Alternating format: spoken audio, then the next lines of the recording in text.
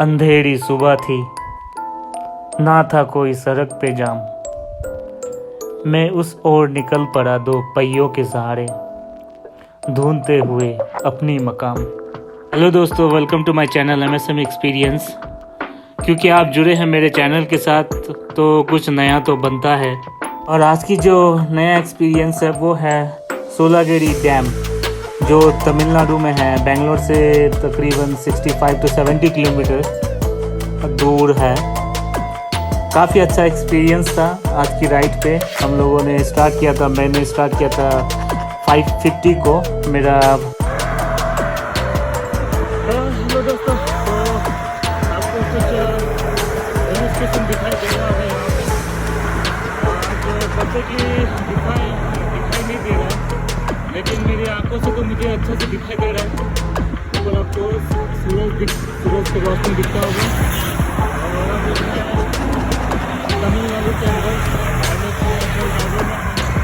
और डिफिकल्टीज है कि हाईवे है तो राइड करना थोड़ा पॉसिबिलिटी थोड़ा मतलब रिस्की है। तो मैं ज़्यादा वीडियो नहीं करता हूँ, यहाँ पे चलता हूँ मेरा डेस्टिनेशन की तरफ, जो सोलागिरी डैम है, तमिलनाडु के अंदर है। चलो वहाँ पे जाके कुछ अच्छा चीज़ और कुछ साइट सीन वहाँ से लेंगे। Thank you. बहुत करीब आ चुके हैं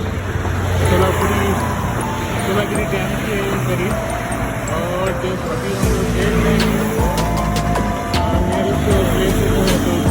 स्टेशन है। और देख सकते हैं कि कुछ अच्छी साइट सीन यहाँ से दिखाई दे रहा है मुझे। और फिलहाल तो मैं बेंगलोर से अप्रोच 50 किलोमीटर दूर हूँ। और देखते हैं आगे की राइड कैसा होता है। जो डेस्टिनेशन है वहाँ से 10 किलोमीटर दूर है। काफ़ी अच्छा राइड था, बहुत सारे स्पाइक्स मिले रास्ते में, कैमल रूट था, अप डाउन होते गया।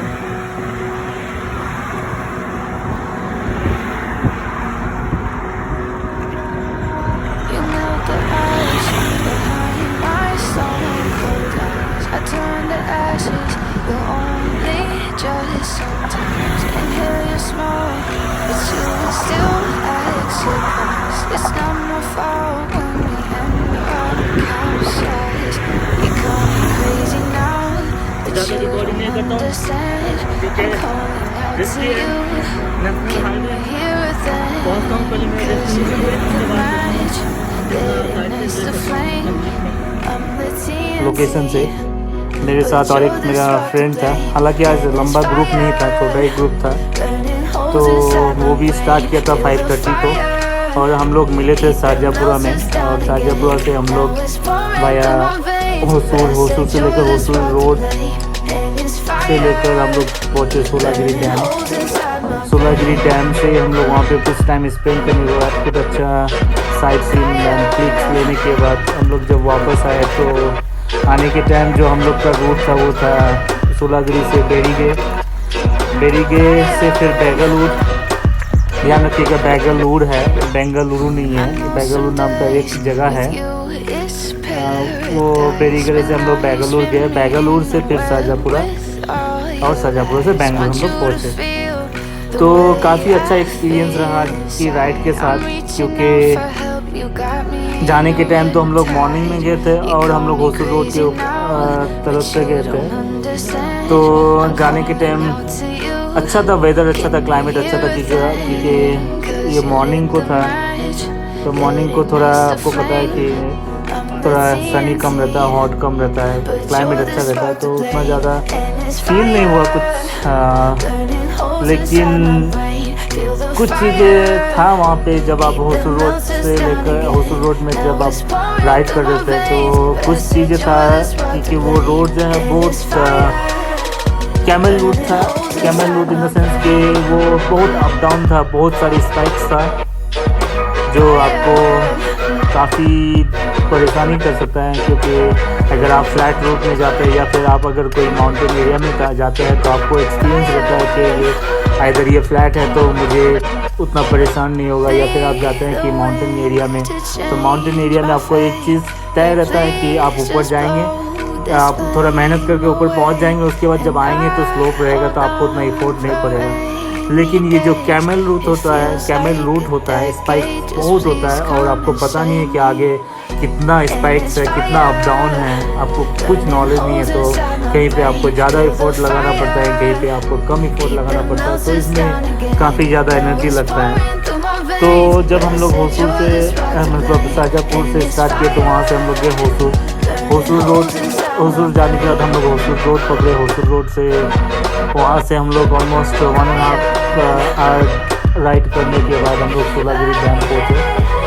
तो आज जो मेरा राइड था टोटल ओवरऑल किलोमीटर था 104 किलोमीटर का। तो वहाँ पे सूलागिरी डैम पहुँचने के बाद हम लोग कुछ चीज़ें देखे, अच्छा चीज़ें था, बहुत सारे अच्छा साइट सीन था, डैम भी अच्छा था क्योंकि डैम के पीछे आपको एक अच्छा बैक साइट सीन मिलेगा डैम के पीछे, जो आपको फोटोज़ में बहुत अच्छा आएगा वो व्यू। उसके बाद वहाँ पे कुछ क्लिक करने के बाद हम लोग जब रिटर्न का रूट प्लान किए वो था बेरी के, देन बेंगलुरु, देन शाहजहाँपुरा।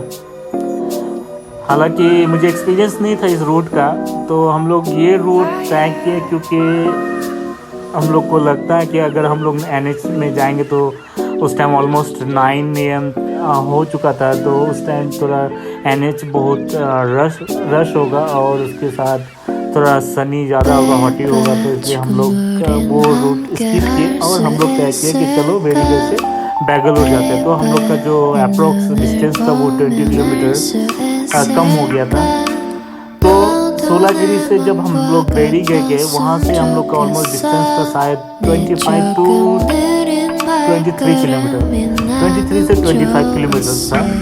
हम लोग अपना टोटल डिस्टेंस को कम करने के लिए ये रूट प्लान किए थे, लेकिन ये जो रूट था बहुत पेचीदा रूट था क्योंकि उस रूट में आपको हिल स्टेशन तो मिलेगा, लेकिन ये रेड फॉरेस्ट एरिया था, फुल्ली फॉरेस्ट एरिया था, बहुत सुनसान रास्ता था। और जो आपका हिल स्टेशन था मतलब जंगल तो था लेकिन उतना मज़ा नहीं आया, बहुत गर्मी था, बहुत क्लाइमेट बहुत बेकार था, मुझे उतना मज़ा नहीं आया। चलो थैंक गॉड कि मेरे साथ पानी इनफ था और ग्लूकोज वगैरह चॉकलेट्स वगैरह था, तो उन लोग को उतना परेशानी नहीं हुआ। लेकिन मैं आपको ज़रूर बताना चाहूँगा कि आप अगर इस रूट के लिए प्लान करते हैं तो प्रॉपरली एक प्लान करके जाए। आप किस तरह से वापस आते हैं, क्योंकि बेंगलोर से सूलागिरी डैम जाना मॉर्निंग को और वापस आने के टाइम अगर आपको एक अच्छा रूट ना मिले तो बहुत थकावट फील होता है और आपको बहुत परेशानी फील हो सकता है। तो हम लोग जब वहाँ से स्टार्ट किए सूलागिरी से लेकर बेरीगे तक ये रोड बहुत पेचीदा था, बहुत मतलब ख़तरनाक रूट था। आसपास में बहुत कम लोग था, जो हम लोग किसी को मिले नहीं। और मेरा और एक आज का जो प्रॉब्लम था, मेरा मोबाइल जो था पूरा ऑलमोस्ट ड्रेनेज था, मतलब चार्ज ही नहीं था, तो मैंने गूगल मैप को फॉलो नहीं किया, गूगल मैप को थोड़ा अवॉइड किया क्योंकि स्ट्रावा चल रहा था, मुझे अपना किलोमीटर्स को काउंट करना था, तो इसलिए मैंने खाली स्ट्रावा को ऑन किया था, लेकिन गूगल मैप फॉलो नहीं किया क्योंकि ऑलमोस्ट शट डाउन होने वाला था मेरा मोबाइल। लेकिन मेरे साथ जो पार्टनर था वो शायद उस रूट को जानता था या फिर गूगल मैप को फॉलो करता था, तो मैं उसी को फॉलो करते गया।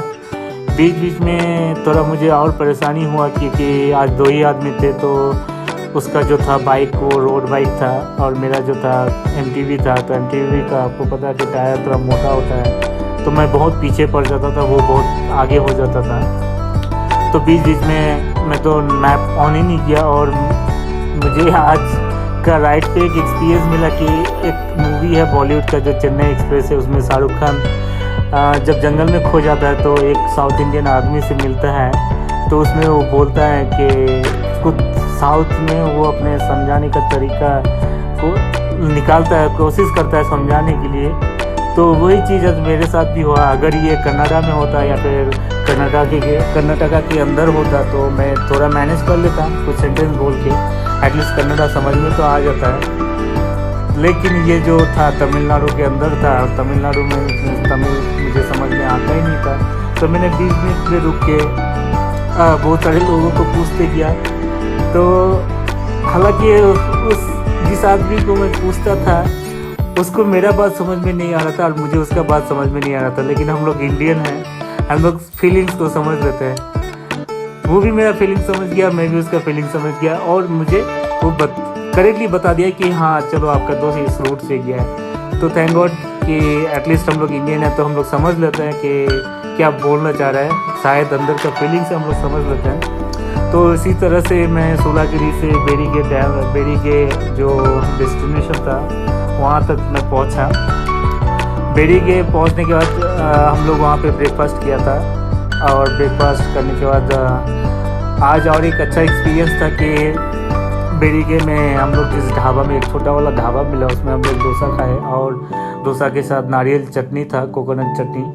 तो आज मुझे अच्छा एक्सपीरियंस मिला कि कर्नाटका का जो नारियल चटनी होता है और तमिलनाडु का जो नारियल चटनी होता है बहुत डिफरेंस था। मुझे तो चटनी ऑसम लगा, one of the my favourite chutney लगा मुझे, क्योंकि मैं चटनी खाता हूँ, नारियल चटनी बहुत पसंद है मुझे, तो मुझे अच्छा लगा था चटनी। फिर खाने के बाद हम लोग वहाँ पे मेरा मोबाइल थोड़ा 5 मिनट 10 मिनट का थोड़ा चार्जिंग में लगा दिया था। उसके बाद थोड़ा मोबाइल में जब थोड़ा पावर आया तब भी मैंने गूगल मैप स्टार्ट नहीं किया था, जस्ट मोबाइल को इमरजेंसी के लिए रखा था एज ए बैकअप। फिर बेरीगे से हम लोग बेंगलुरु आए। बेंगलुरु वहाँ तक ठीक था, रोड फ्लैट, ऑलमोस्ट फ्लैट ही था, और लेकिन रास्ता थोड़ा था, रफ रोड टाइप का भी था। और बेंगलुरु से फिर हम लोग शाहजहाँपुरा पहुँचे।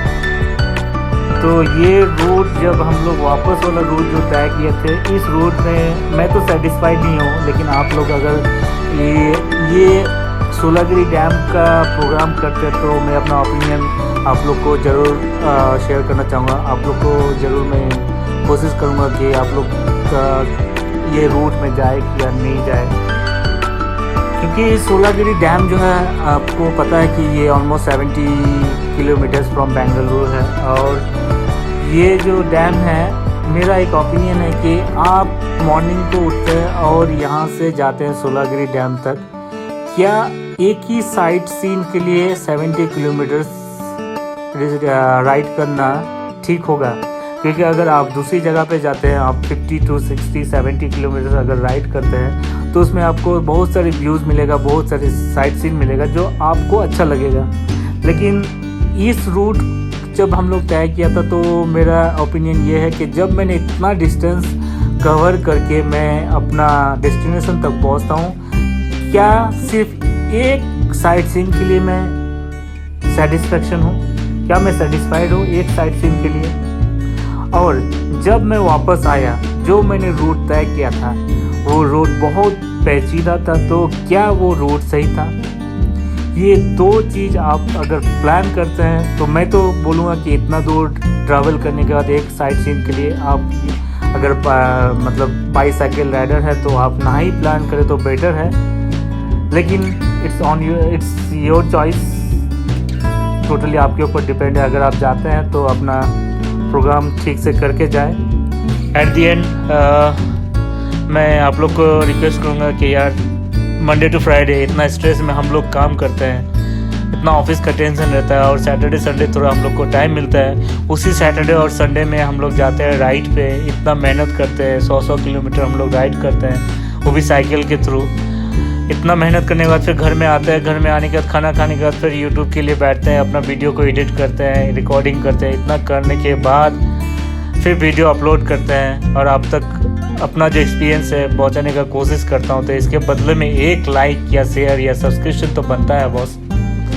तो मैं आप लोग को रिक्वेस्ट करूंगा कि अगर ये वीडियो अच्छा लगे तो ज़रूर मेरे चैनल को सब्सक्राइब करें। और चलते हैं मेरा अगला वीडियो की तरफ, जो शायद नेक्स्ट वीक आए कुछ नया एक्सपीरियंस के साथ। तब तक जुड़े रहे MSM एक्सपीरियंस के साथ। Thank you for watching.